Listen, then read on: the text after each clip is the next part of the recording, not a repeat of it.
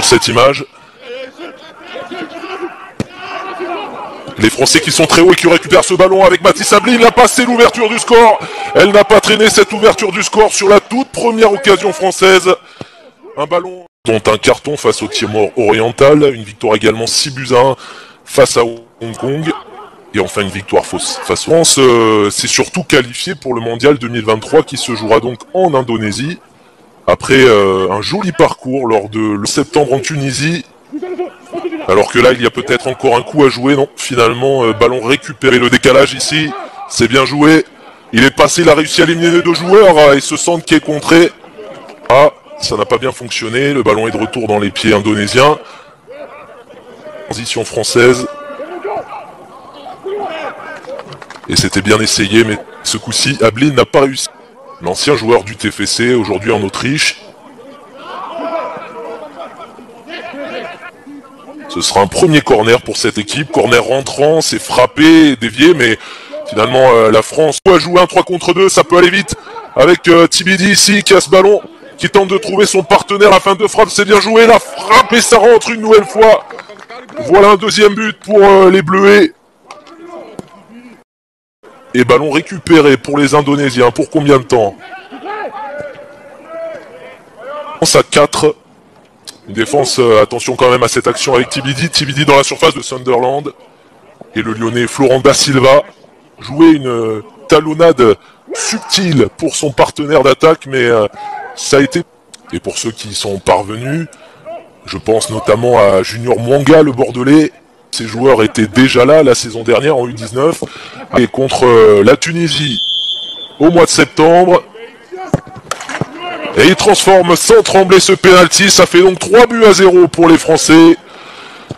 3-0 après. Qui vont essayer de conserver un petit peu ce...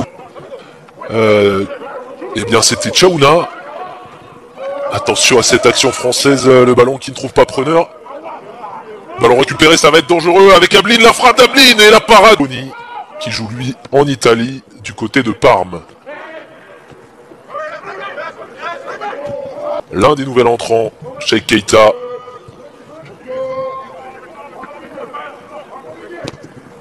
Phase de réparation, ça n'a pas fonctionné.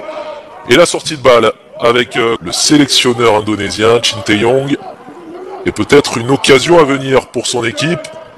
Ce terrain et à se faire une place dans la défense française, mais finalement les Bleus sont désormais à l'attaque. Un petit peu moins de précipitation peut-être dans le jeu indonésien. Pas bien longtemps à nouveau avec Ablin. Ablin ce coup-ci. Ablin qui reste debout et qui tente une nouvelle frappe et c'est au fond. Superbe frappe croisée de la part parvenu à coincer ce ballon malgré le déséquilibre. Et un petit peu d'espace pour l'Indonésie.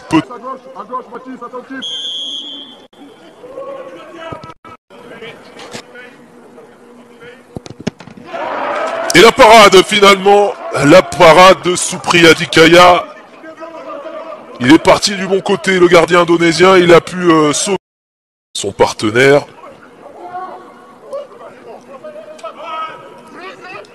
C'est Mohamed Lamine ça de la part de Cheikh Keita qui a trouvé Adeline. Et le ballon qui... Et un coup.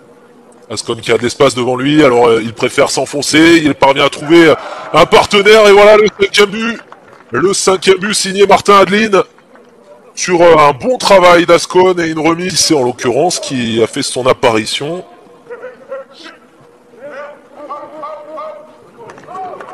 C'est très bien joué, on est assez loin du but gardé par Liénard, mais un ballon peut-être un petit peu long, non, finalement il va pouvoir le conserver l'Indonésien.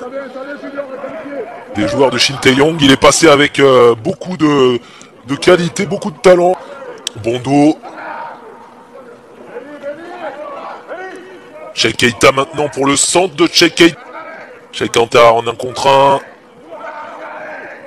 C'est bien fait, le centre pied gauche. Attention à cette action à suivre.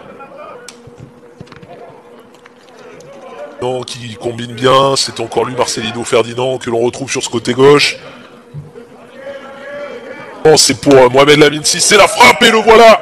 Le 6e but français